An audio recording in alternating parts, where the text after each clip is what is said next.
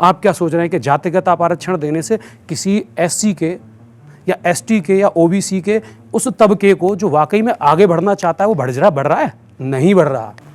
तो गांव के कुछ ऐसे पिछड़े वर्ग के लोग आते थे हमारी दादी जी से मिलने, वो विशेषकर ज़मीन पे बैठा करते थे और हम लोग कुर्सी पे होते थे। उनकी उम्र 55, 50, 60, 65 ऐसे, बहुत सम्मान करते थे, बहुत इज्जत देते थे हमें। दादी जी उनके लिए जब चाय दिलवाएं तो एक कप होता था, कप के नीचे नेल पॉलिश लगाया था। ठीक उस कप को हमने उठा लिया, हम पापा को देने जा रहे थे, बच्चे थे हम भी, हमें समझ नहीं थी।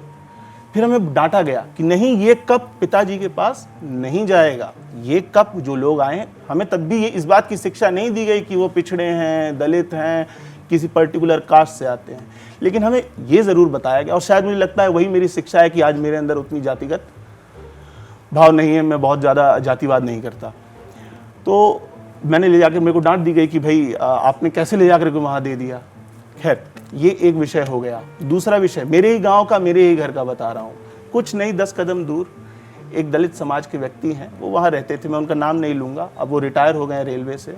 उनकी एक झोंपड़ी थी और वो झोंपड़ी मेरे दादा, मेरी दादी, मेरे पिताजी ने प्रत्यक्ष अपनी आँखों से देखी है। आज वो 3 तला मकान है पूरे गाँव में और सबसे बड़ा मकान है। मुझे लगता है उनकी स्थितियों में बहुत मेजर इम्प्रूवमेंट हुआ है। अब या तो मैं उनसे जल जाऊं और या तो मैं इस बात में प्रसन्नता महसूस करूं कि एक व्यक्ति झोंपड़ी से उठ करके एक कंक्रीट के मकान में रह रहा है और उसके बच्चे आज वर्तमान में आईआईटी और आईआईएम्स जैसे इंस्टीट्यूशन में पढ़ रहे हैं। इसका विटनेस मैं हूं, मेरे मित्र भी हैं, अच्छे संबंध हैं हम लोगों के।